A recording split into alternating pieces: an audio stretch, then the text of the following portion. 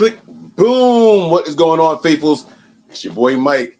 Guys, we are here. This is the 4th day of March Madness, although we should be on about 8 right now. I apologize, but so far we have knocked out 3, and there's been enough participation in the group chat by all of you guys out there where I have been able to go double time. So today should catch me up if you guys keep up that same energy. All right, so you guys, if this is your first time here, you enjoy the show, please hit that like button, subscribe, turn on your notifications so you know exactly when we are going live. It is officially March Madness, and that means that the stroke of midnight.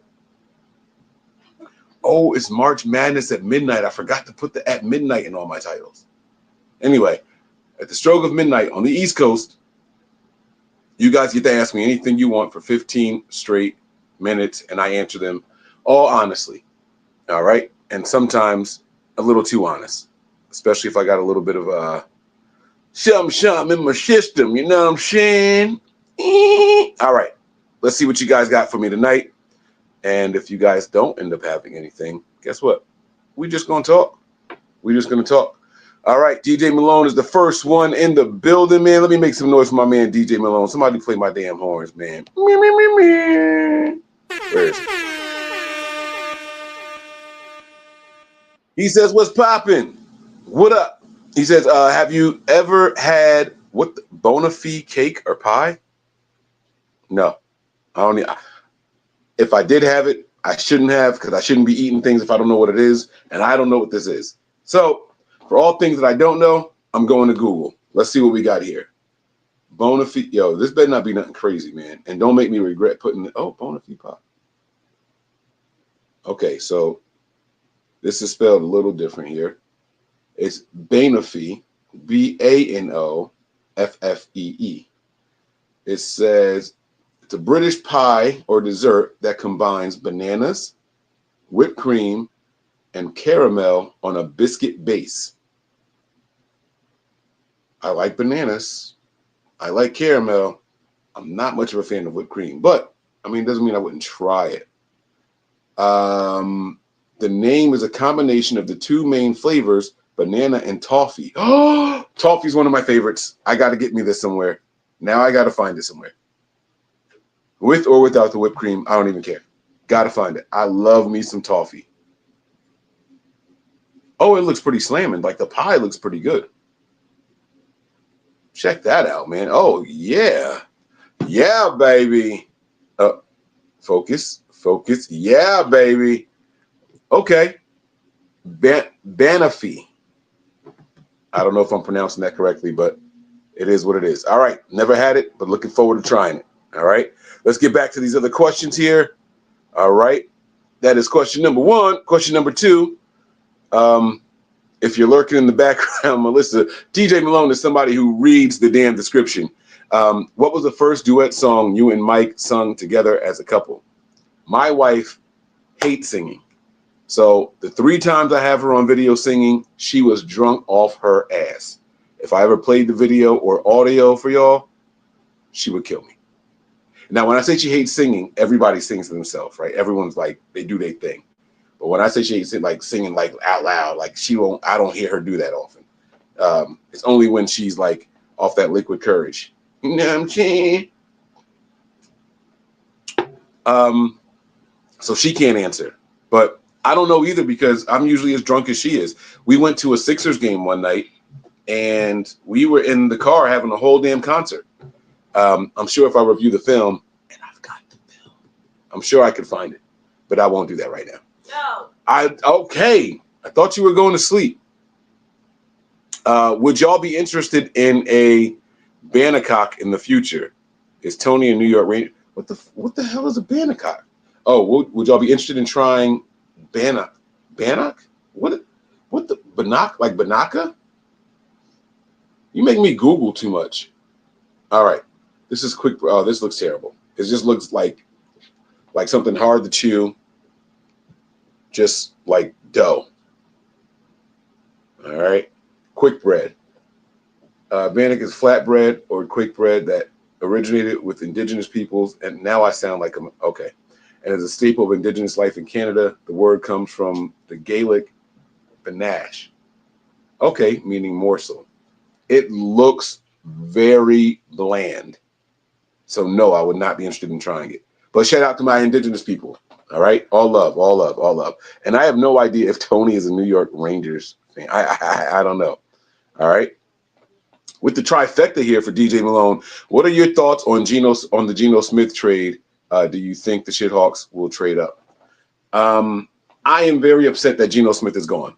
For some reason, he gave that team like a lot of false hope, and I was all here for it. I loved it because I didn't think he was good. I think this kid has had all of one good season his entire NFL career, and that was 2022, 2023, like last year, the year before. And I think he has been at best, the bottom of the middle of the pack. I don't think he's that good. So I'm a little upset that they got rid of him. Do I think they trade up? Yeah, I don't know. I have no idea how many picks the Seahawks have. I don't know how their free agency is going to go. I can't call it, buddy. I can't call it. Come on, send in those questions, everybody out there. OG Big Mike, what's going on, Mark? He says over under percent wise, Purdy deal gets done in March. Zero.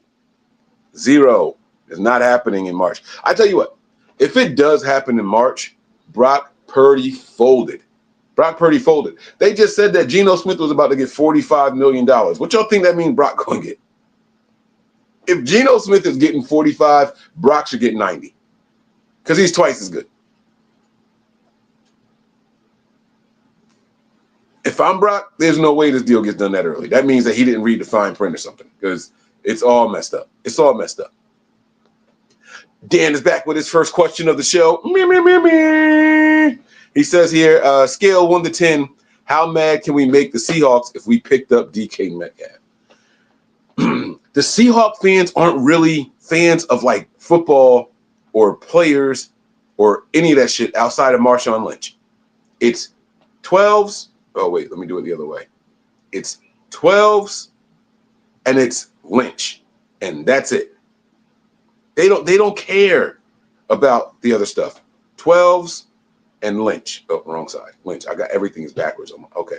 But that's all they care about.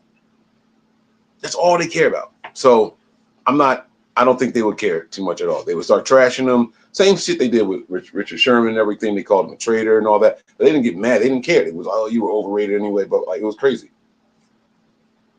Just like massive back turning on these guys. All right, Mark is here. He says, favorite whiskey. You're as smooth. It's Tennessee whiskey. You're as sweet. Strawberry wine. My favorite whiskey, if I just say whiskey, if I don't bump it up to a scotch, I don't know. Oh, Dewar's, I believe it's Dewar's, makes a nice white whiskey, white label whiskey. Hold on, let me double check if it's Dewar's. It's a nice cheap one too. Dewar's white label. Oh shit, that's considered a scotch. Damn it. I don't know, man. I can tell you that I am not too fond of what's the Irish whiskey that a lot of people like? And it's got like the little green, the dark green bottle. Irish whiskey. What's that shit called? Jameson. I'm not that big of a fan of Jameson. But I'm also not a picky whiskey drinker. Right? So like I've had like Basil Hayden. Basil Hayden is not a bad one.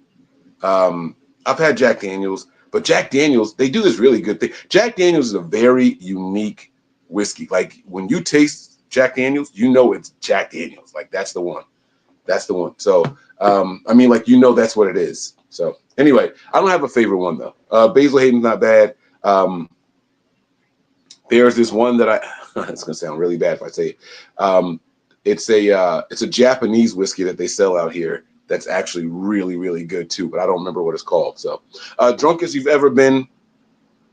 I've had some drunk nights where I wake up and my mom is in the house. I'm lying, not some nights. It was one night. I woke up and my mom was in the house. I think this was around COVID time. And apparently I was like walking down the middle of the street with a handgun, like screaming and telling my wife that I was oppressed. And it's weird because she's white. We're in a white neighborhood. And it got so bad that she had to call my mom on me. I don't remember any of that. But I woke up and my mom was in the house. And my wife was like, she didn't know what else to do except to call my mom. So apparently that's the drunkest I've ever been. Not my finest moment. And it's even more odd because I don't just walk around with my guns like out in the open either. That's not something that I do. But my wife said like I was in the middle of the street screaming, and it's really bad. Why the neighbors didn't call the cops on me, I don't know.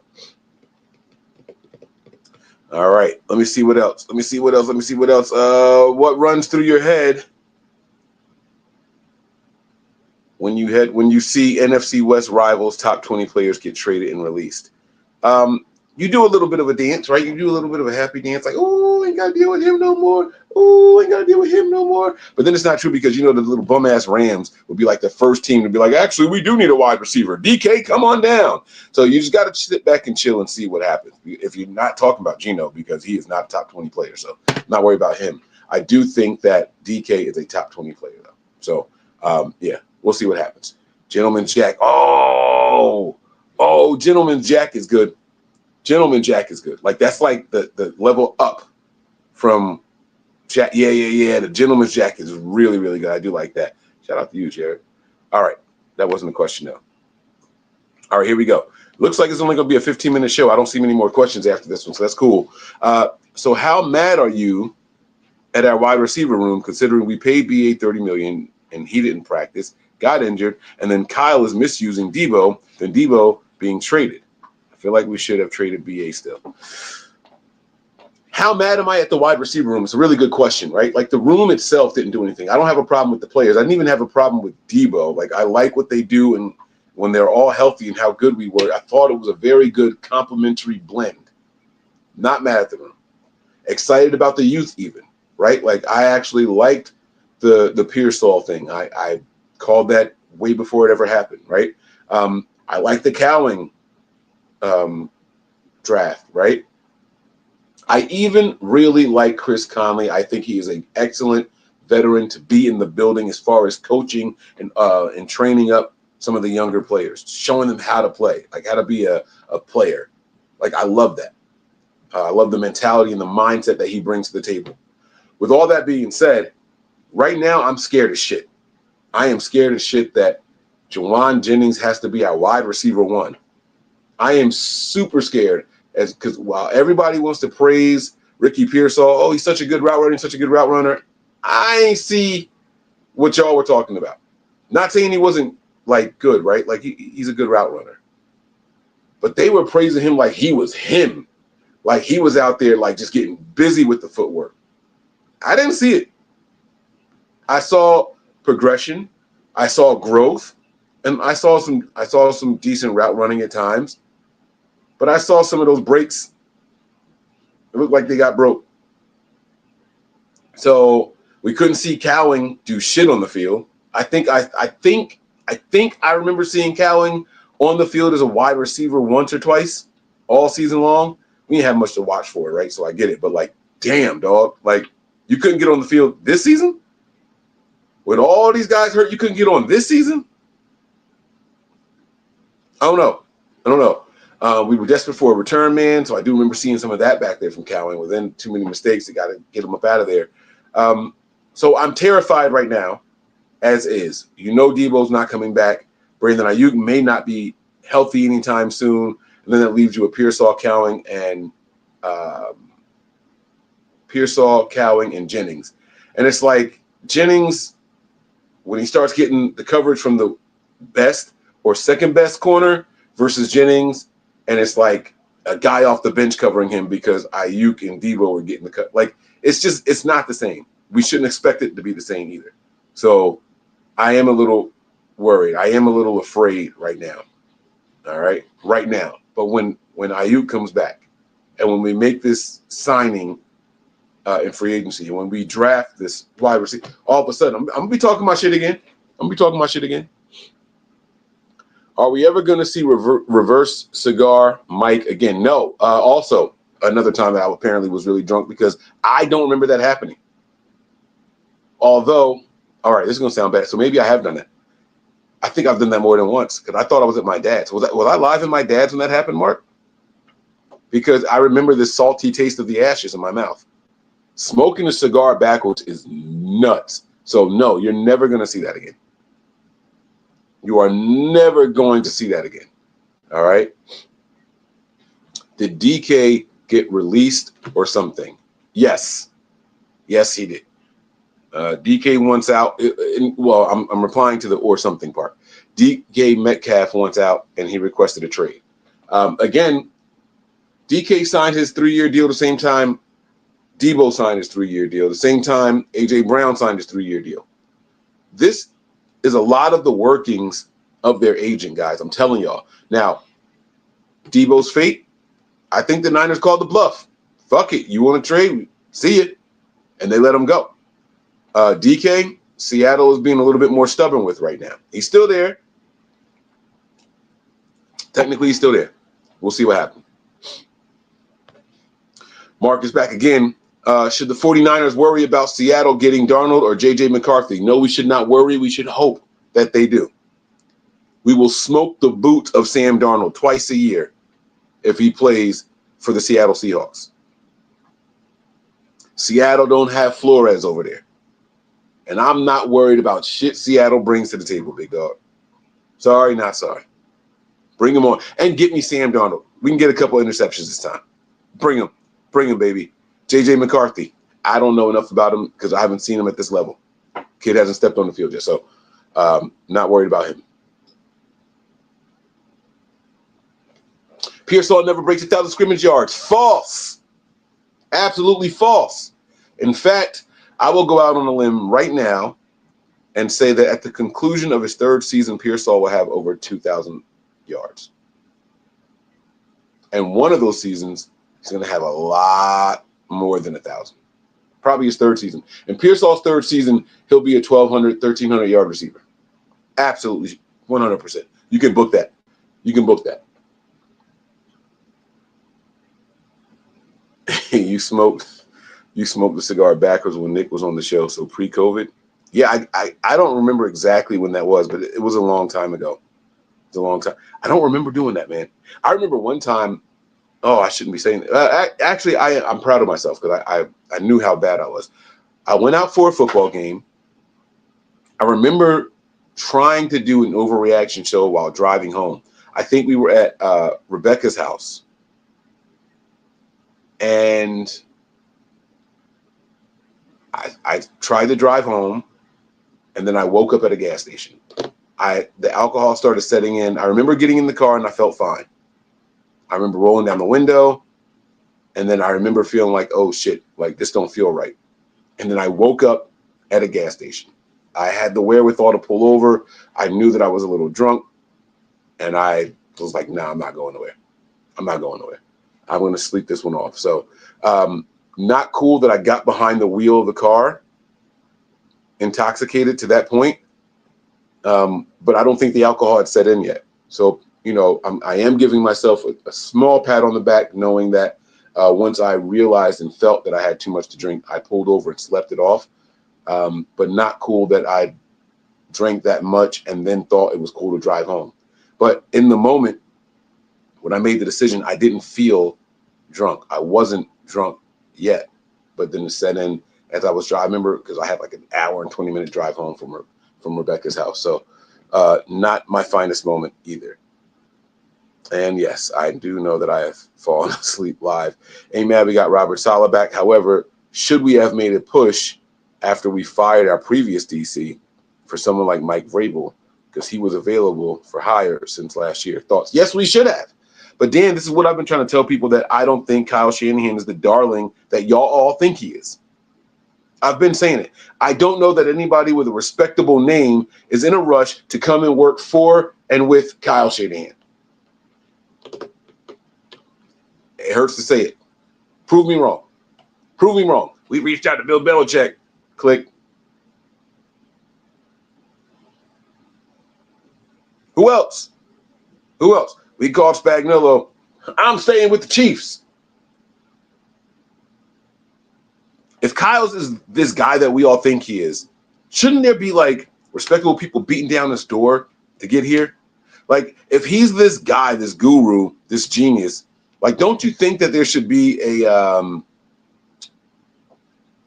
just this like mob of established former head coaches, like, because they were so good at the coordinator stuff, right?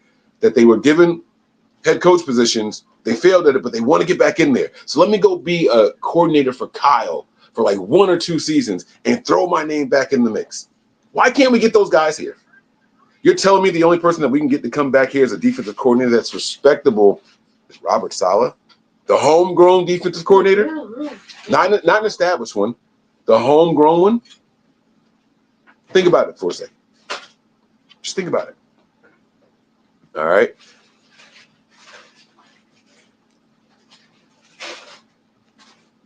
Jared says, I heard someone on Rombo's show talking about Drake Jackson was done and his injury wouldn't heal. You heard that. I have not heard anything about Drake Jackson. I forgot he was a 49er.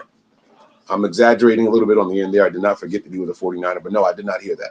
I honestly and legitimately have not heard anything about Drake Jackson.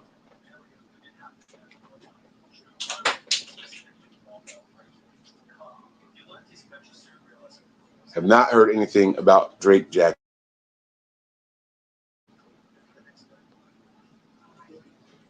How much does Kyle? Oh, Mark is here again. He says, how much does Kyle insisting we keep Kocurek as the D-line coach in the wide 9 scheme hurt our chances at the top defensive coordinator? A whole lot.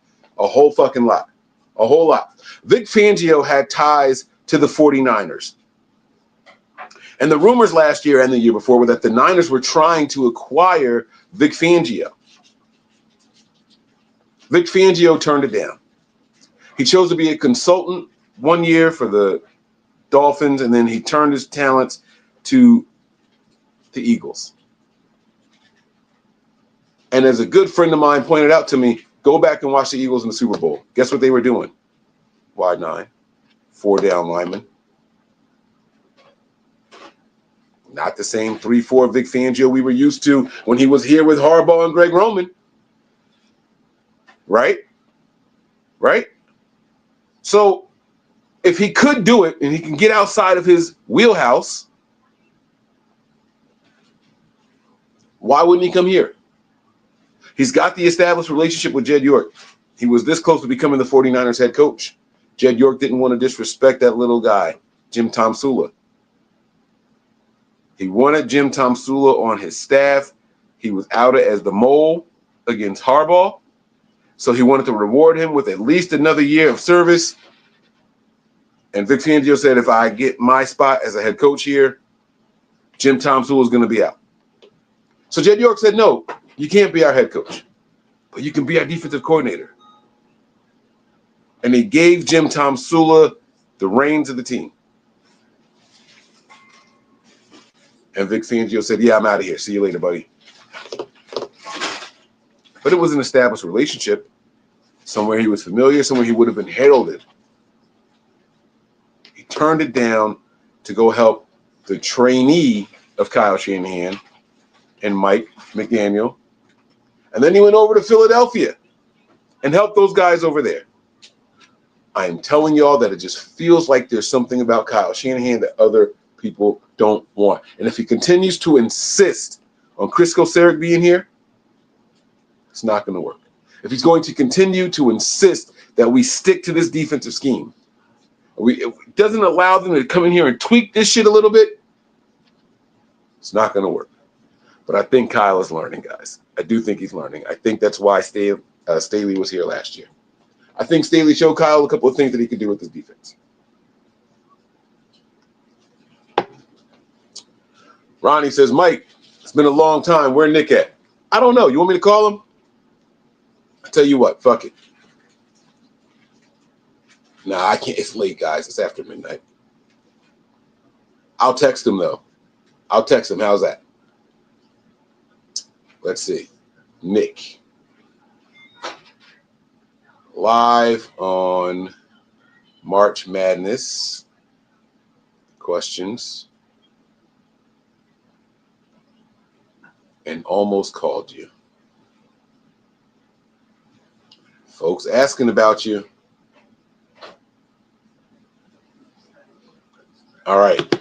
I sent the text. I don't want to call because he might be asleep. Nick's married now. I don't want to, disturb the household. I don't know what they might be doing. That's not nice.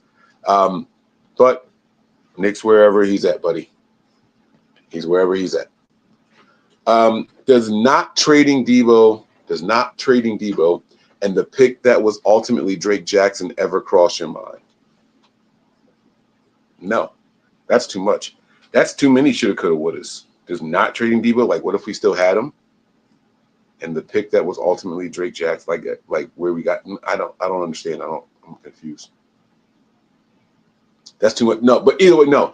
I'm not one of those guys that do like the shadow mocks and, oh man, if I was there, we should have took this guy. When I said, I am the guy that says we should not touch Solomon Thomas. Oh, fuck you for touching Solomon Thomas. That's as far as my draft shoulda, coulda, wouldas ever goes.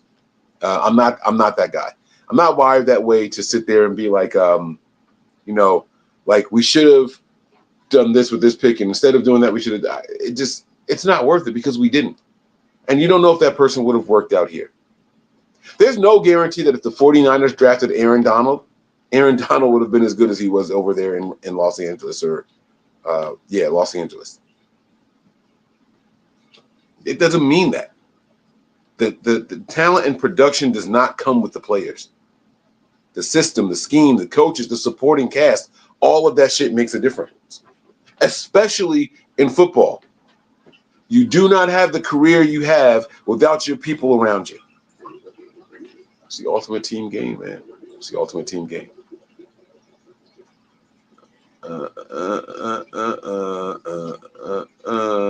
Not a question. Question. Hey, I clicked the question, man. Do we push for offense or defense in the draft? There is a D lineman from Nebraska named Ty Robinson who was jacked and ran the fastest 40 for all the defensive linemen in the draft. Look at his film. He's really good. I'll be honest with you. I don't care how fast the defensive lineman can run the 40. What are the odds of you ever chasing anybody down 40 yards at a time? So that kind of stuff doesn't really impress me, Dan. However, I love how you ended it. Look at his film. He's really good. That's the important part. That's the important part right there. I have to take a look at him. I wonder why Dan likes me looking at a guy from Nebraska.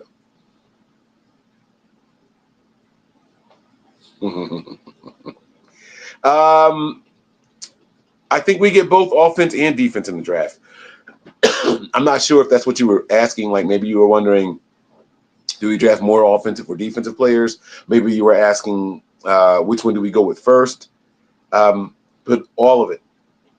It's my cop out. All of it is going to depend on how this free agency period goes. Monday is going to be a lot of fun. I will be live on Monday night going over day one of free agency. Even if the Niners don't do shit, we will talk about some of the remaining top free agents on the market and if we think the Niners make a move after them.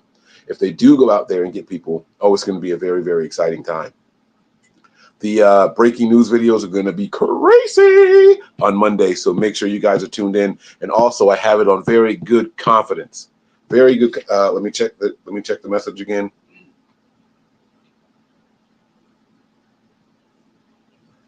I have it on very good confidence that East Coast time on the 12th, the 49ers will be making a very, very big move sometime in the late afternoon. East Coast time on the 12th. All right? We'll be breaking that down here. Oh, boy, and if it's real, it's real. Oh, boy, if it's real, it's real. If it's not real, hey, charge it to me. Mike, you said that there was something big happening East Coast time, late afternoon on Wednesday, the 12th. If I'm wrong, guys, I'm wrong. I'm sorry. I can't help if I'm wrong. I'm only telling you the information I was given. All right. If you can go back in time, here we are at the 30-minute mark there. What'd you just eat? What'd you eat? Sausage. Like, dang, sausage sandwiches, yeah. I can't find the word. So you ate breakfast food? Yeah. So you came down and had cereal for dinner, and now you had the breakfast sandwich sausage things. Sounds just right to me. I'm telling your mom on you when she wakes up. Putting an end to that shit. If you could go back in time, would you go back to spring of 15 and help York with the retirees, or the spring of 17 and help Kyle have a better draft?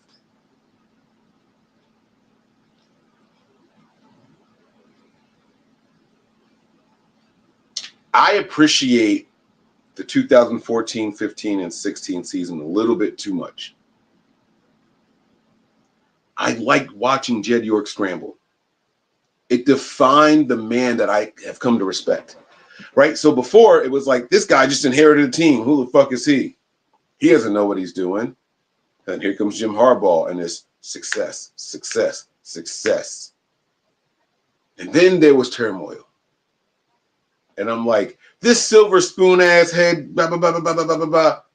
And there was a chance for some hate on Jed York. Then I heard the rumor as to why he fired Jim Harbaugh. I was like, okay, I respect that. Stand your ground, baby. Right? I'm a man. Stand your ground. I like that. I like that. If it was true. But it wasn't enough for me to like really give him kudos. Then he does this terrible, terrible hire of Jim Tomsula. And I was like, oh my God, we are going to suck for the next 5 years. I watched every single one of those games multiple times that year. Every single one of them. And I was killing it on the podcast scene. There wasn't a lot of 49ers podcasts at the time. I was one of them, though. Not on YouTube. Not on YouTube. All right? But we had a podcast going. Okay? It was the 49ers Gab podcast. You guys can go look it up. Some episodes are still out there somewhere. I think there's only like 3 or 4 of them somewhere. But we had hundreds of them. The 49ers Gab podcast is where we started. And I'm killing them. I'm killing them. Then he hires Chip Kelly. And I was pissed. Oh, I was pissed. But then this guy, Grant Cohn, writes his article. And suddenly, this is in the off season. It completely changes my mind about how I feel about Chip Kelly. And so what happened was, or was it Lowell? I'm pretty sure it was Grant. It was a very, very young Grant. I'm 99% sure it was a young Grant. So I'm watching the 49ers fall flat on their face with their flatulent fucking head coach at the podium. They fire him, they move on, and they bring in Chip Kelly. Bless you. And I remember so vividly what Chip Kelly did to the Philadelphia Eagles. And I wanted no parts of it. This guy thinks that his scheme is above, beyond, better, and more important than any physical talent on the field. I saw him completely gut one of the most talented rosters I had ever seen in my life because he believed that much in the system. And he had the audacity and the balls to do it on both sides of the ball, offense and defense. Remember that bullshit he did for Kiko Alonso? Buffalo, remember Buffalo, Kiko Alonso? Y'all remember that shit? Getting rid of Shady McCoy. Jeremy Maclin. Right, he just went over there and completely gutted that team because he thought his system was better. And then on his first game as a head coach, he goes out there, I believe Michael Vick was his quarterback. And I swear to you guys, the Eagles must have put up 28, 30 points in the first half. And they couldn't be stopped. I think they scored on like their first 3 or 4 possessions. It was something great. Like they were on fire. They were on fire. And I was like, holy smokes. This guy is good. I think they scored maybe one more time after that. The whole second half, maybe just one more time. And he guts the team. He rips it apart. They finally get rid of him. Then the Niners hire his bum ass. And you know what he does as a head coach of the 49ers? You know what his most memorable thing will be with me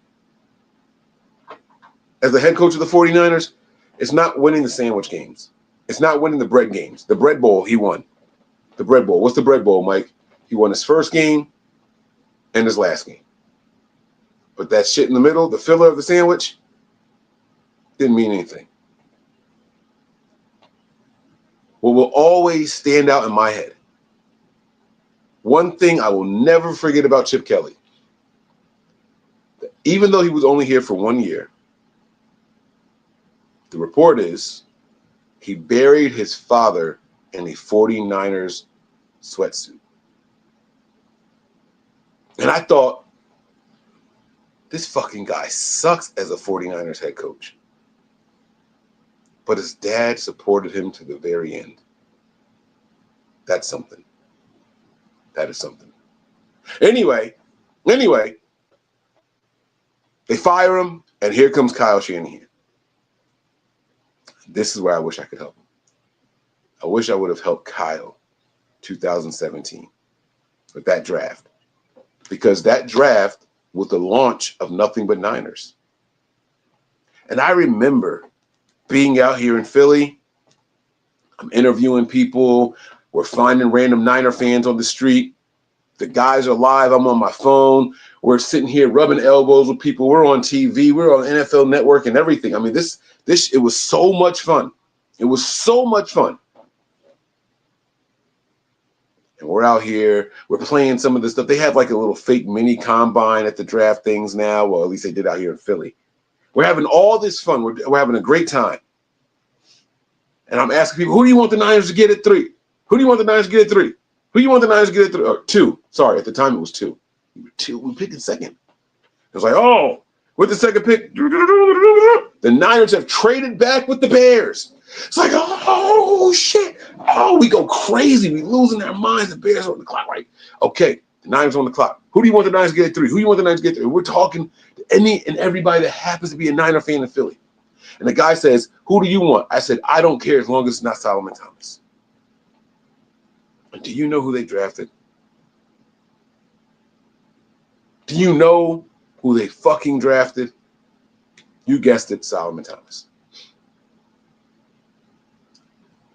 So I turn off my microphone and I take this long 2.5 mile walk back to my vehicle and I begin my long drive home. There was tons of traffic. And I was in this line for hours. And then all of a sudden, the guys start going crazy. Mike, the Niners are on the clock. Oh, my God. They traded back into the bottom of the first round. I'm home now. Huh? We went from pick 3 to pick 31 or some shit like that. I don't even remember what pick it was. It was somewhere towards the bottom of that first round. We're back on the clock, Mike. Oh, we going crazy. It's got to be Reuben Foster. He's the best talent. It's got to be Reuben Foster. It's got to be Reuben. Who else is it going to be? What are we going to trade up for? Well, with the 31st pick of the 2017 NFL Draft, the San Francisco 49ers select Reuben Foster, linebacker, Alabama. Oh, shit, we got it. Let's go. We going crazy on the live stream. It was such a moment. Both of those picks suck. So I would go back there. That's what I would do. Sin said she was out there at the draft in Philly. Sin, so was I. I wish I knew you back then, Sin. I wish I knew you. I'd have found you. It's a good time. You know, did you see, I believe, was it Embiid? Did you see Embiid in the crowd?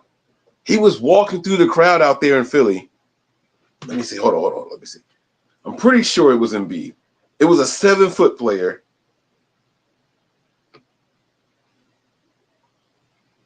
I'm 99% sure it was Joel Embiid. And here's what happened. He's definitely 7 foot tall. Yeah, it was Embiid. Here's what happened. So I'm out there at the draft, and we're doing all this different stuff. all kinds of different stuff. They got all the games and events and everything out there.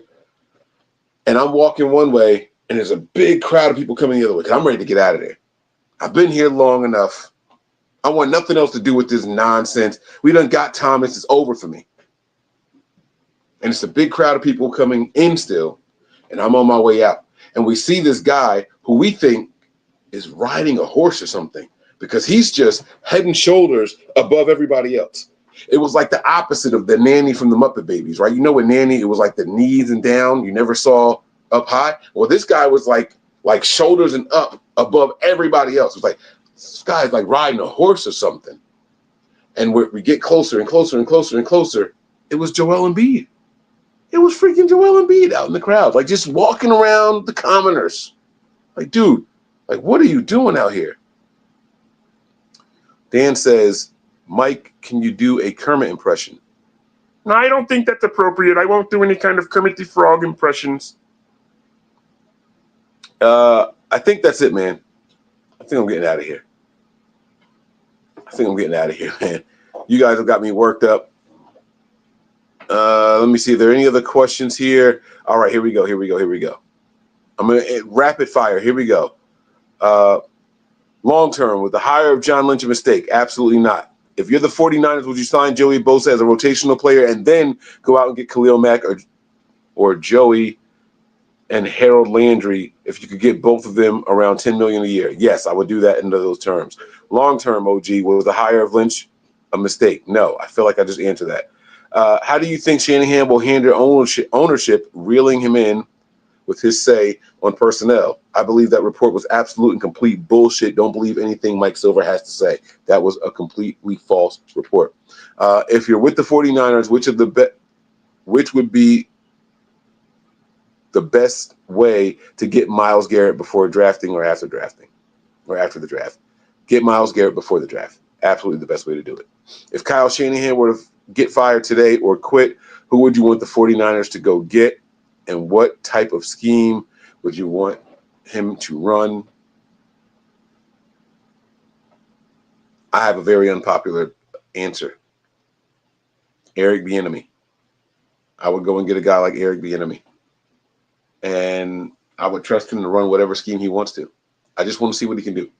I feel like he's a guy that we go out. We saw him in Washington as a coordinator. We saw him in Kansas City as a coordinator. He's surprised. Make him a head coach, guys. I think it's time. Make him a head coach. All right. Warfighter Cigars, veteran-owned company, really good quality cigars. Going to text that to myself right now, Niners Go. I believe in supporting the vets to an extent. I'm not going to lie to you. Warfighter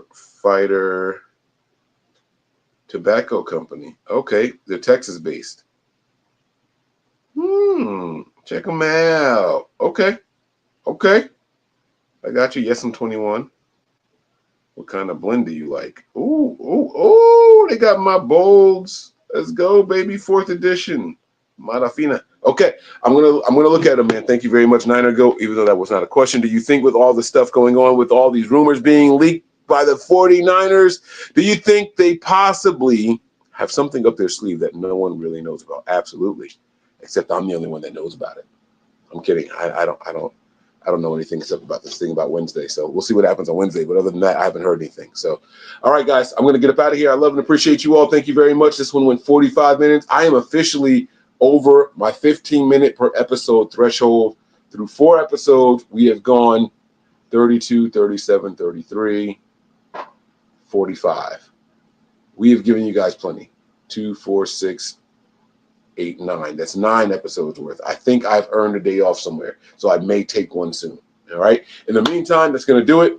I appreciate and love you all. I will talk to y'all soon. Okay. See y'all tomorrow. Same time, same place. Well, I might not physically be here, but I will be on this channel. So that's all you guys got to worry about. Prepare for glory, anticipate pain, but always remain faithful. Peace. We all gas, no brakes, pumped up, no fakes. We spinning, we winning, we high stakes. We never miss, we all makes. Look at us dudes trying to prove, bringing you news with nothing to lose. Mike, Nick, Tony, Wayne, Method Man, we bring the pain. Hey. See, I'ma confess it. We under the pressure. If you looking to find us, we them nothing but niners. Nothing but Niners.